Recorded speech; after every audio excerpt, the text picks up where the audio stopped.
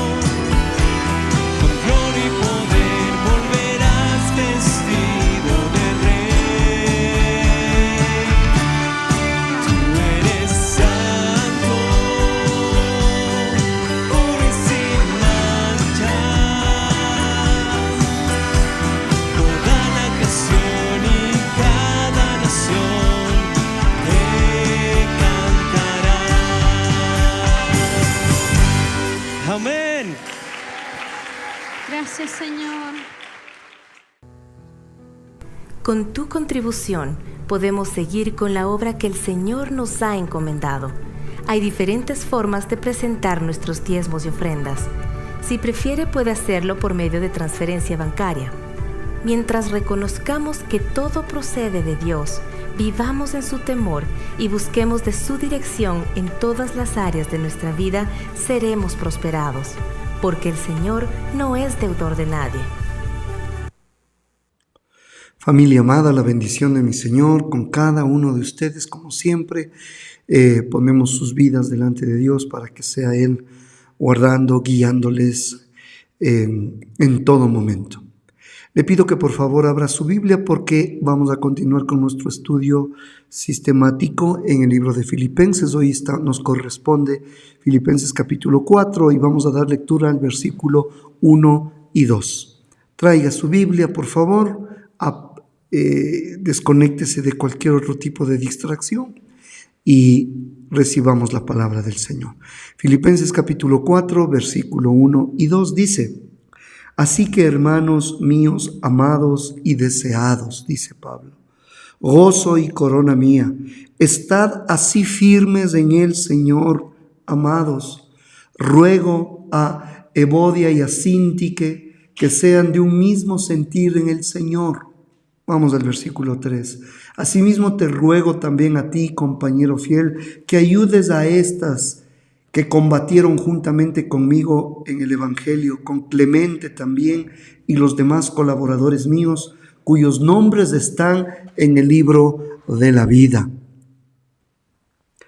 Amados, definitivamente en la vida cristiana la teoría es fácil muchas veces, pero en la práctica es donde se prueba realmente nuestra fe. Aquí vemos nosotros al apóstol Pablo, que nunca te olvides, él está escribiendo esta carta desde una celda romana.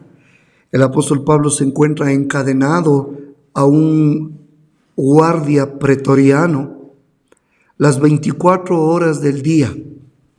Así que esto le da un peso inmenso a cada una de estas palabras que hemos leído.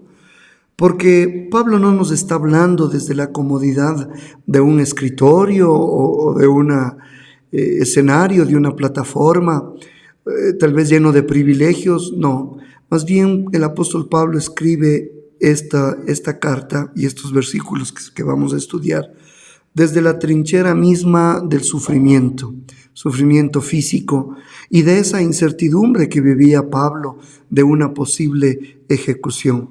Así que, a pesar de sus cadenas, la palabra que inunda esta carta, como lo hemos mencionado, es gozo, gozo, gozo. En cada capítulo es gozo. Y el libro de Filipenses, por lo tanto, no es un tratado teológico abstracto, frío. No, es un manual de supervivencia espiritual.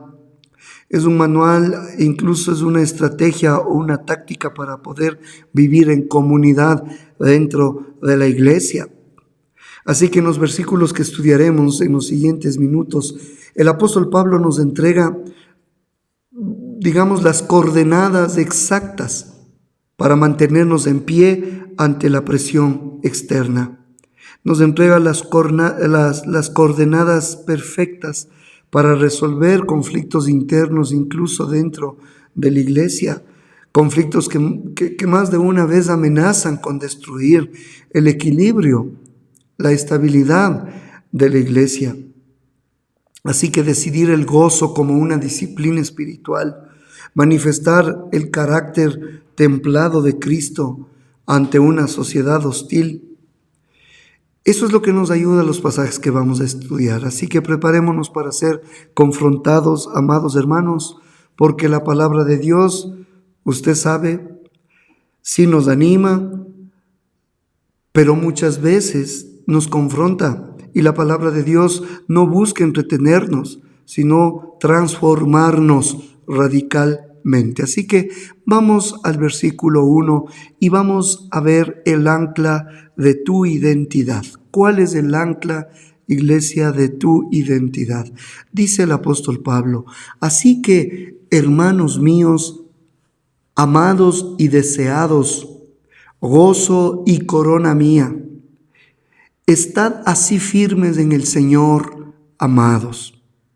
Para poder entender este mandato, iglesia, primero debemos nosotros comprender este tierno lenguaje pastoral con que Pablo prepara el camino, pavimenta el camino. Él no inicia con una exigencia fría o autoritaria.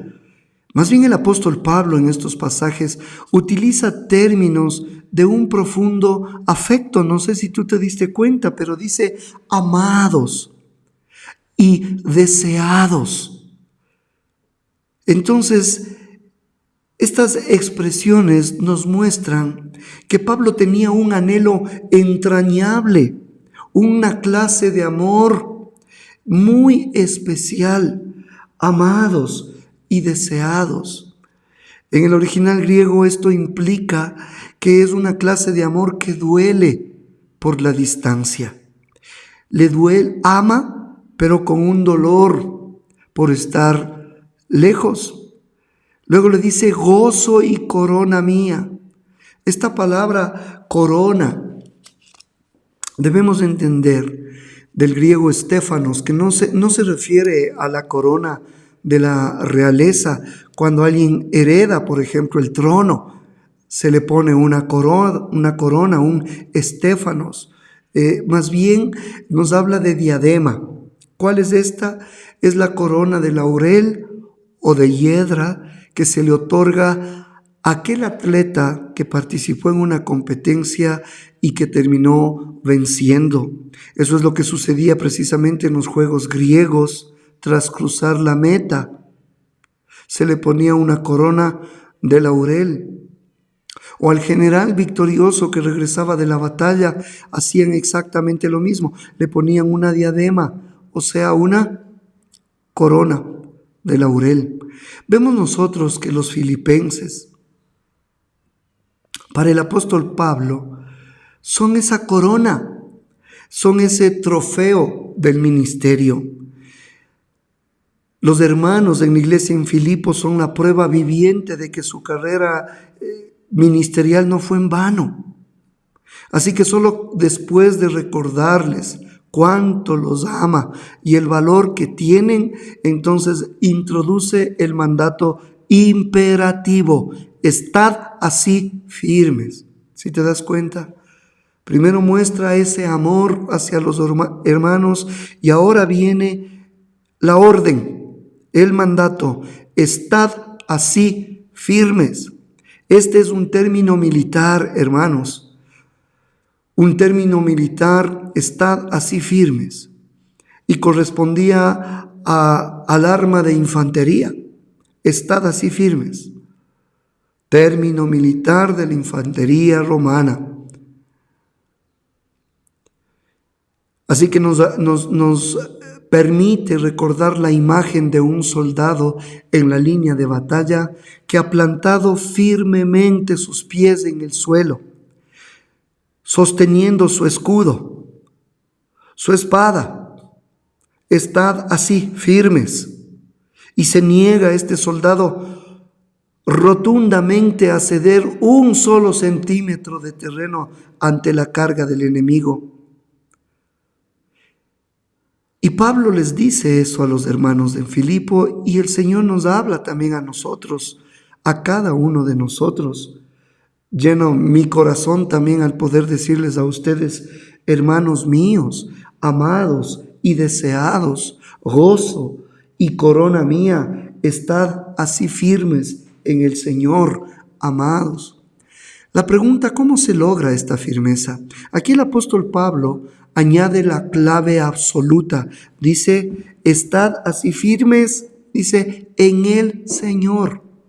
Por lo tanto, la firmeza del cristiano no reside en la fuerza de su fuerza de voluntad. La firmeza del cristiano, escucha bien, iglesia, no reside en su autodisciplina, no reside en ese optimismo psicológico que hoy abunda tanto en nuestro tiempo. No recibe esa fuerza fuera de Cristo, no. Más bien es como intentar sostenerse en pie sobre arena movediza si es que no estás firme en el Señor, que es Cristo. Esto precisamente nos dice luego Pablo, también recomendando en el estar firmes, en el mantenerse en ese puesto, con los pies bien afirmados, sin la intención de ceder un centímetro de terreno al enemigo. Por eso Pablo dice, por tanto, tomad toda la armadura de Dios. ¿Para qué? Para que podáis resistir en el día malo y habiendo acabado todo, estar firmes. Estar firmes. ¿Te das cuenta? Es la misma expresión. Así que la firmeza es el resultado de estar blindados con su verdad, no con nuestros recursos. Por eso Pablo también escribe a la iglesia en Corintio y les dice, así que, hermanos míos amados, estad firmes y constantes, creciendo en la obra del Señor siempre. Si te das cuenta, la firmeza nos permite ser constantes en el servicio. Alguien que no está firme en el Señor, hoy quiere servir en una cosa, mañana ya se despecha, ya ve problemas, ya ve obstáculos, y lo que pasa es que está firme en el ministerio, está firme en la iglesia, está firme en los hermanos, pero no está firme en el Señor. Te repito, la firmeza en el Señor nos permite ser constantes en el servicio, porque es la única manera donde nuestro corazón queda blindado contra el desánimo. Ya lo declaraba en su momento el salmista y decía, los que confían en Jehová son como el monte de Sión. Y eso es estar firme, que no se mueve, sino que permanece para siempre. Para los que toman nota, es del Salmo 125, versículo 1. Salmo 125, 1. Así que, si tú estás escuchando este mensaje y dices, es que yo quiero servirle al Señor, es que yo quisiera estar en algún ministerio, primero, por favor, verifica que estás firme en el Señor, porque esa es la única forma que tu corazón va a estar blindado, porque en el ministerio hay muchos sinsabores, las cosas no siempre son como uno se imagina. Es por eso que la estabilidad del verdadero creyente es proporcional a esa roca inmutable que es nuestro Señor Jesucristo, donde nos debemos nosotros apoyar. Porque si nos apoyamos en hombres, en ministerios, en la iglesia, mire, usted va a encontrar inestabilidad. Desde ya le anticipo. Por eso es que examina, hermano, hermana, examina los cimientos de tu vida en este momento, por ejemplo. Si tu estabilidad emocional, si tu estabilidad financiera, si tu estabilidad familiar se tambalea cuando las circunstancias cambian, entonces significa que tu ancla está puesta en la arena de este mundo y no en la roca de la soberanía de Dios. Si todavía te sacude, te tambalea, te deja mal parado porque no puedes permanecer firme en el Señor, examinemos nuestra vida y nuestro corazón. Yo te pregunto, ¿qué tiene que pasar hoy en tu vida para que pierdas tu paz, por ejemplo?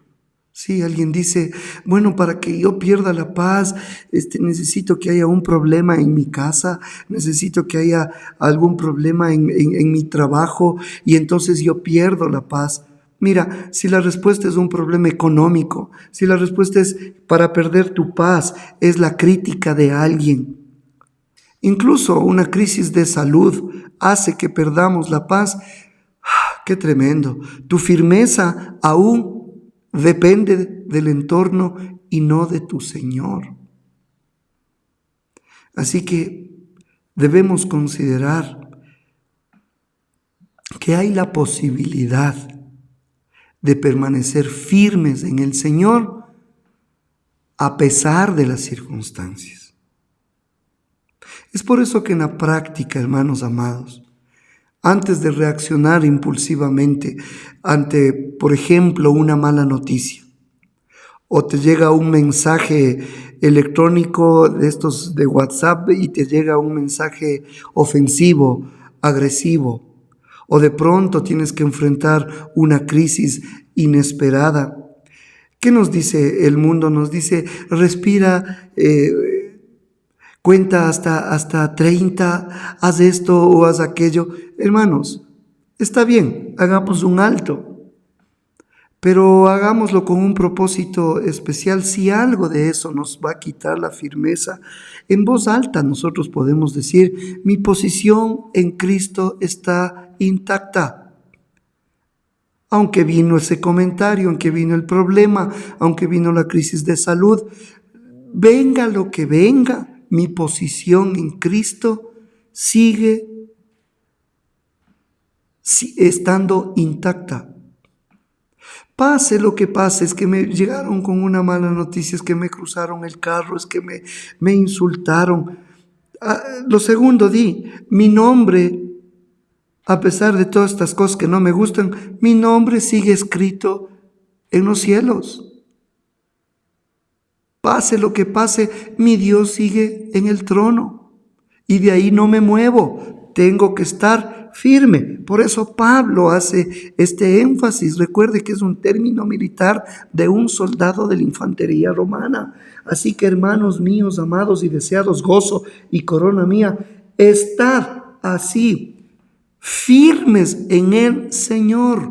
Eso es lo único que va a asegurar tu posición espiritual antes de tomar cualquier decisión en tu vida. Veamos el segundo versículo. Y en el capítulo 4, versículo 2, nos habla acerca de la disciplina y del acuerdo. Son dos palabras que quiero que tengas en tu mente. Disciplina, porque hay situaciones donde amerita disciplinar, y a la vez el acuerdo. Mire lo que dice el versículo 2. Dice, ruego, mire estas dos mujeres, ruego a Evodia y a Síntique que sean de un mismo sentir en el Señor. En otra versión dice, ruego a Evodia y a Síntique que sientan un mismo pensar en el Señor. Tremendo. En este punto el apóstol Pablo, hermanos, pasa de esa exhortación general a todos los hermanos amados, corona mía, a todos, hace una exhortación general y nos dice que estemos firmes. Pero ahora, en cambio, viene a una confrontación directa e incómoda, ya no tanto general, sino más bien específica, porque en el versículo 2 menciona por nombre propio a dos mujeres de la congregación. Tremendo. A la primera mujer que le nombra, recuerde que estamos en Filipenses 4:2. A la primera mujer que le nombra es a Evodia. Este nombre significa buen viaje o también significa buena fragancia. Eso significa Evodia. Y Síntique, aquí está la otra hermanita con la que tiene el problema, que significa afortunada o destino. Eso significan estos dos nombres. Pero el hecho, amados, es de que sus nombres quedan registrados para la posteridad, nada más y nada menos que en las Sagradas Escrituras. ¿Por qué? Por causa de una discusión que tuvieron las dos hermanas. Así que este pasaje nos muestra la gravedad del asunto. Estas mujeres no eran miembros pasivos de la iglesia, eran líderes claves, eran colaboradoras que habían trabajado codo a codo con el apóstol Pablo en la expansión del evangelio. O sea que eran mujeres de ministerio. Sin embargo, habían permitido que una diferencia de opinión o un choque de personalidades o un conflicto de intereses creara una grieta no solo en ellas, sino en la iglesia mismo. Así que Pablo, mire cómo nos enseña a los pastores del siglo XXI y cómo nos enseña a todo creyente que pertenece a la iglesia, al cuerpo de Cristo. Vemos nosotros que Pablo aquí no toma partido. No dice en ningún lado, por ejemplo, Evodia, tú tienes toda la razón. O Cinti, que tú estás equivocada, debes ir a pedir perdón ahora mismo. El apóstol Pablo aquí utiliza este verbo ruego, que sean de un mismo sentir. Esta palabra ruego denota un clamor urgente, casi de rodillas, ruego, que sean de un mismo sentir, ya no se peleen, ruego. Está dirigida a las dos hermanas por igual.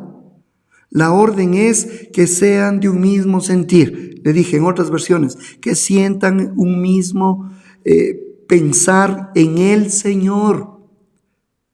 Y aquí le voy a decir lo que no significa. No significa que deban tener una misma opinión en absolutamente todas las cosas y deban tener la misma opinión sobre cada detalle, incluso de situaciones irrelevantes de la vida o incluso de la administración de la iglesia. No significa eso.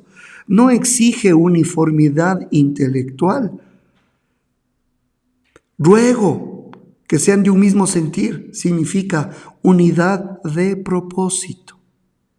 Significa alinear sus mentes y voluntades, cada una con su perspectiva, pero que puedan alinear sus mentes y voluntades bajo el señorío de Cristo, de modo que avance el reino del Señor.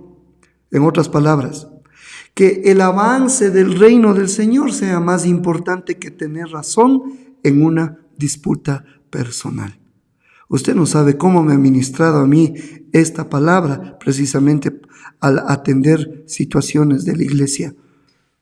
Y al preparar este mensaje decía, es cierto, no interesa mucho el tener la razón en una disputa personal.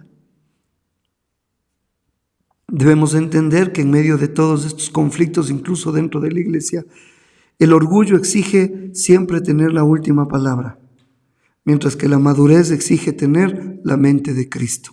Es algo completamente distinto. Por eso en su momento, ¿qué nos decía Pablo? Haya pues en vosotros este sentir que hubo también en Cristo Jesús. Este sentir o este pensar, este alinear la mente y la voluntad. La finalidad no es decir, ya ves, yo tuve toda la razón, tú siempre estás equivocado y yo soy aquí el que casi siempre le acierto. No, el mismo pensar, es el mismo pensamiento de humillación, obediencia y entrega que nuestro Señor Jesucristo demostró al despojarse a sí mismo. Por eso en el libro de Proverbios se nos guía y se nos advierte y se nos da luz cuando dice ciertamente la soberbia concebirá contiendas, mas con los avisados está la sabiduría. En otras palabras, todo conflicto interpersonal, ya sea en la iglesia, en el trabajo, en la casa, pero es un conflicto prolongado. Pasan las semanas, ¿sí? Se vuelve intratable, tiene por lo general una sola raíz espiritual. O es el orgullo de las personas que están en conflicto, si es que son dos, o una de las partes, pero el orgullo siempre va a estar metido en un conflicto, aún dentro de la iglesia. Por eso Pablo, al escribir a la iglesia en Roma, nos recomienda y nos dice, hermanos, estén unánimes entre vosotros, no altivos, sino asociándoos con los humildes. No seáis sabios en vuestra propia opinión.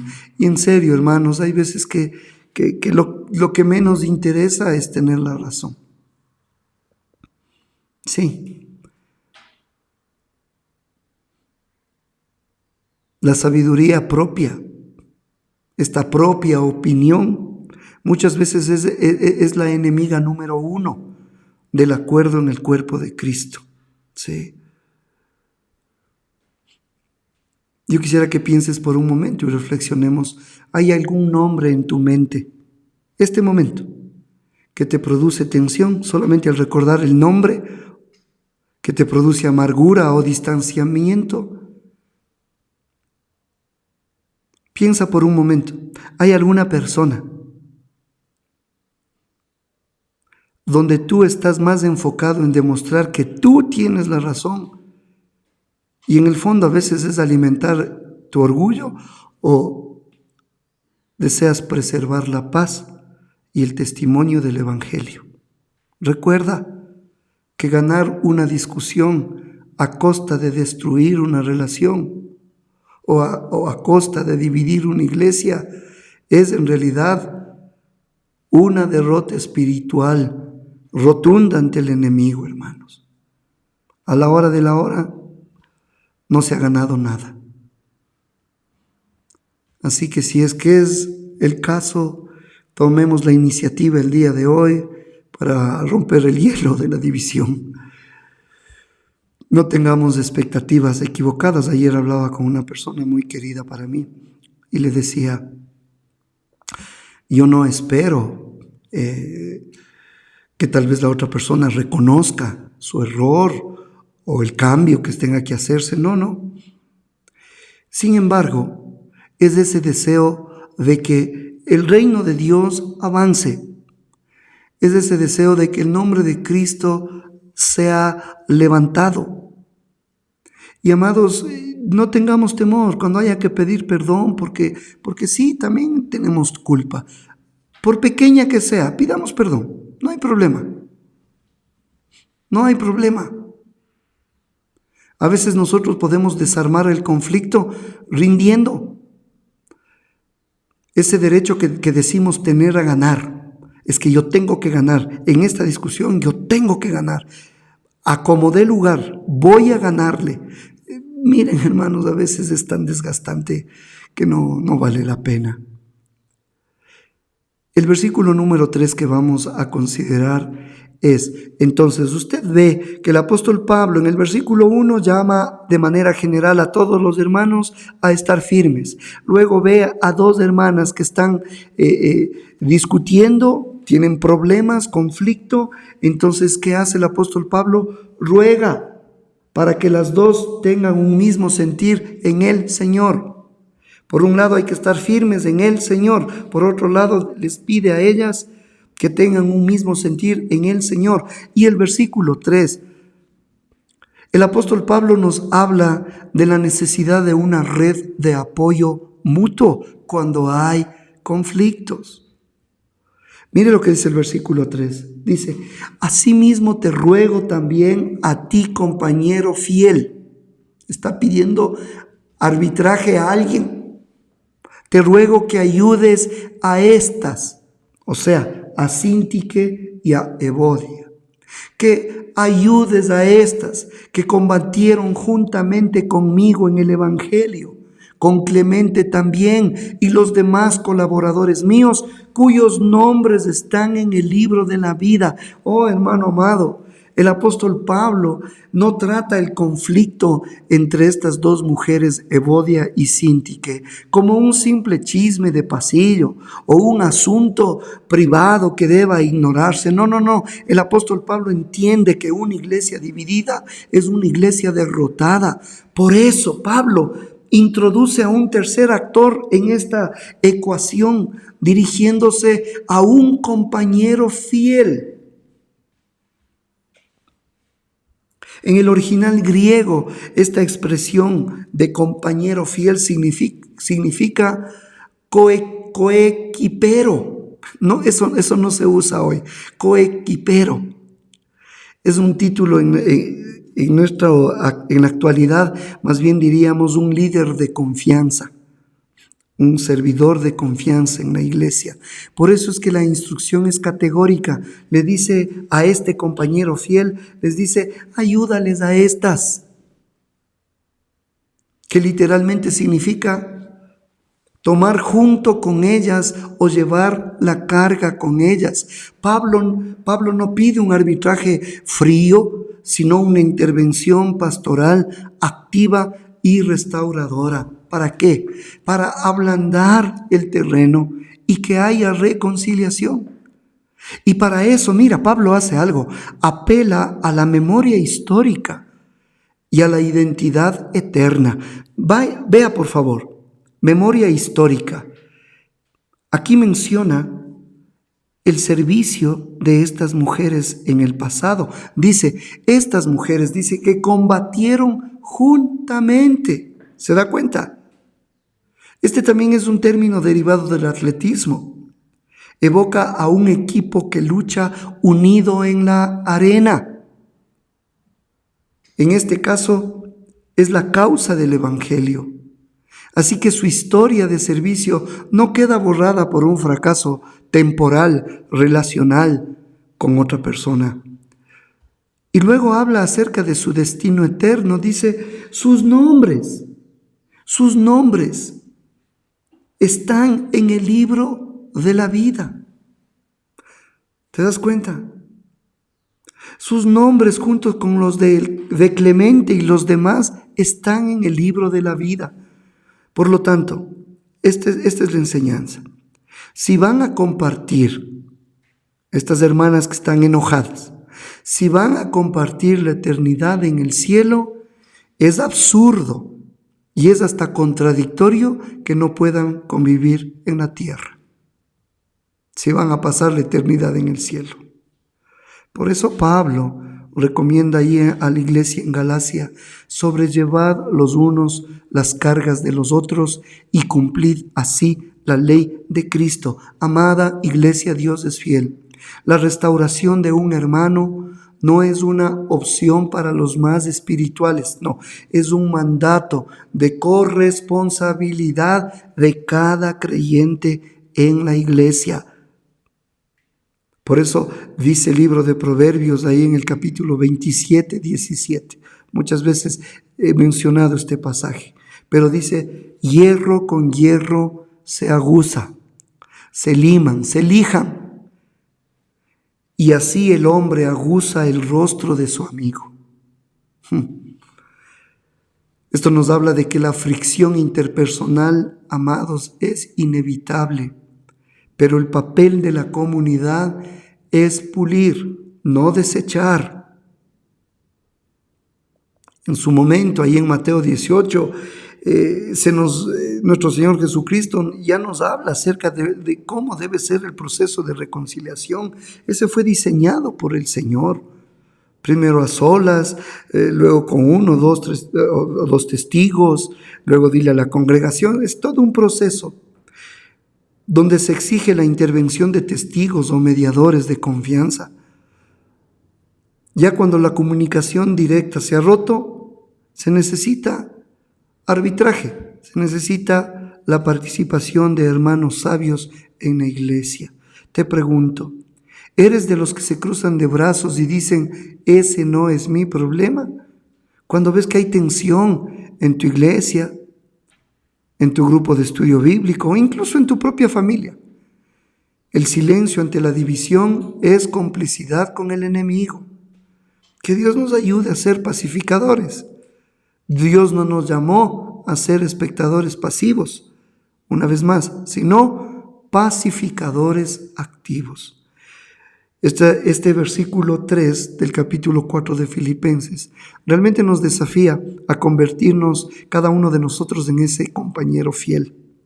Si detectas que dos personas valiosas en tu entorno, y si es que es ministerial o familiar, ves que están distanciadas, no alimentes el chisme, no tomes partido. Ora por ellos y si tienes la madurez y la confianza, propicia un espacio neutral, seguro, y diles, ambos son valiosos. Los dos son valiosos para el reino. Sus nombres están escritos en el libro de la vida. Son valiosos para Dios y son valiosos para mí. Diles, permítanme ayudarles a sanar esa brecha. Y que Dios nos dé la oportunidad y la gracia para sostener sus cargas y guiarlos a una reconciliación.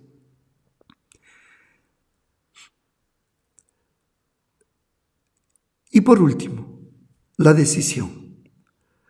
Aquí vemos en el versículo 4 ¿Cómo se debe tratar? Todos los hermanos en general, dice, estad firmes en el Señor. A dos hermanas que sean de un mismo sentir. A este compañero fiel, ayúdales para que se reconcilien, ya que sus nombres están escritos en el libro de la vida. Y mire, termino.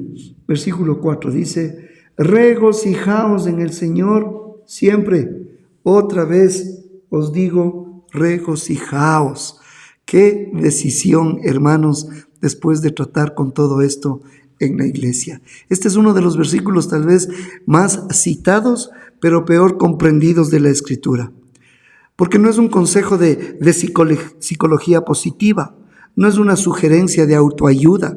Regocijaos, regocijaos, tienes que repetir esto siempre. No, en el griego regocijaos está en modo imperativo y está en tiempo presente continuo. O sea, es una orden que debe ejecutarse de forma constante. En otras palabras, lo que significa es: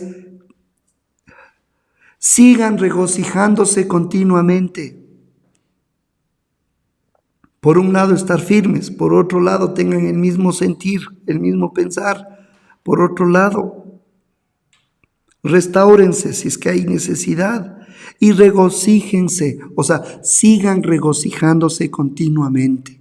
Al añadir la palabra siempre, porque aquí dice regocijaos en el Señor siempre. El apóstol Pablo no anula de golpe cualquier intento de justificar nuestro mal humor, amargura o queja basándose en las circunstancias. Recordemos el contexto. Pablo está bajo arresto, encadenado, privado de su libertad, y sin embargo nos está hablando de regocijaos. Pablo está con la amenaza de ser decapitado, por favor, y nos habla de regocijaos en el Señor siempre. Entonces pensemos por un momento antes de terminar. Si el gozo dependiera de la comodidad, Pablo habría sido el hombre más amargado de Roma. Por eso es que la clave de este mandato descansa en dos palabras. Una vez más, en el Señor. Estar firmes en el Señor. Un mismo sentir en el Señor. Regocijaos en el Señor. Tremendo. El gozo bíblico no es el resultado de que todo marcha bien a nuestro alrededor, todo es felicidad. No, el gozo bíblico en realidad no es felicidad temporal, basada en el azar, en cómo se dan las cosas. El gozo es una firme convicción del alma de que sin importar lo que pase afuera, nuestra relación con Dios está segura. Por eso, hermanos amados, sus promesas siguen vigentes y su soberanía es absoluta. Repetir, otra vez os digo, regocijaos. El apóstol Pablo enfatiza que la alegría espiritual es una decisión de la voluntad, no una reacción del temperamento. Por eso, ahí el profeta en el Antiguo Testamento, en Habacuc, dice, aunque la higuera no florezca, aunque no hayan vides, uvas, aunque no haya ganado, aunque no haya resultados, con todo, yo me alegraré en Jehová y me gozaré en el Dios de mi salvación. Por lo tanto, el gozo triunfa sobre la escasez física, siempre y cuando el ancla sea Dios, el ancla sea Jesucristo. Termino dejando esta palabra en tu vida.